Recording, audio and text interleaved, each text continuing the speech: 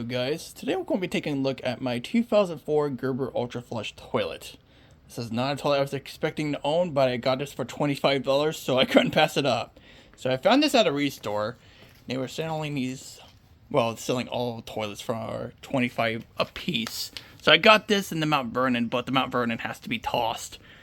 So this is what I got alongside the Mt Vernon. The only reason I really bought this is for the pressure tank, so I could do some pressure assisted flushes in my other toilets, which is pretty cool. Let's take a look at it and then we'll get it set up and flush it. Let's look at the tank first. Here's a 503 from 2018, so no recall 2000's 503. So there's the date. July 18th, 2002, which is interesting.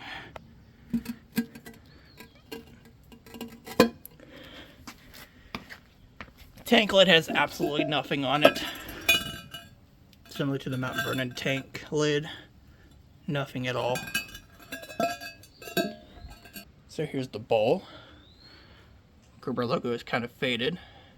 Here's the inlet. Nothing to it.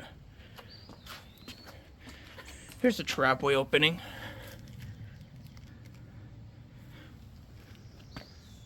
There's the siphon jet. Here's the side. Here's the underside. Not much to it, but the date is interesting.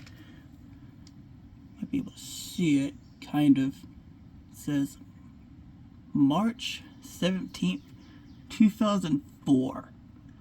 So the bowl is newer than the tank, which is interesting. So since this is a pressure assisted toilet with a pressure vessel, I'm going to have to do this a little bit differently. I actually have to go the OCC route to set this up. So let's put it together and see its first flush. Hopefully it works out fine. Okay, so I filled up the pressure vessel and I filled up the bowl. Hopefully nothing bad happens, but I'm a little concerned considering that there is water in the tank. You might not be able to see it. Oh, I'm kind of scared. See what happens.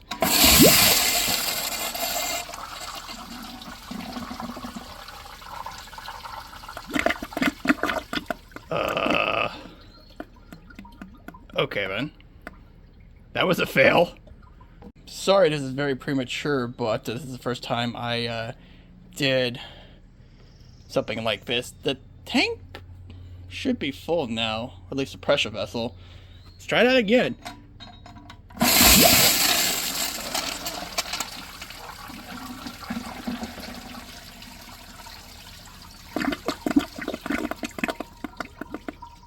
Trying to understand what I'm doing wrong here. Or if it's just a tank, or just the toilet itself, who knows? Let me study it. So I'm trying to study what's wrong with this particular toilet, and I've kind of done a couple flushes off camera. Well, first off, I think I noticed that, besides the fact that the Flushmate is leaking, which is not a great sign, there might be something wrong with the bulb too. I did try plunging it for a few minutes, but nothing came out, acting like it was unclogged. But it just doesn't act right. I'll do one more flush.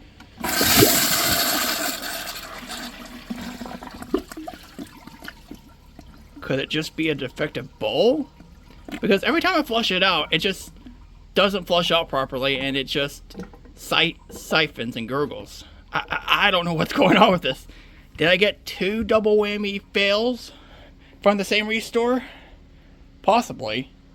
That's not great. Looks like another toilet I can't really do much with. But I do have the pressure tank, so I guess if the worst comes to it, I at least have the pressure tank.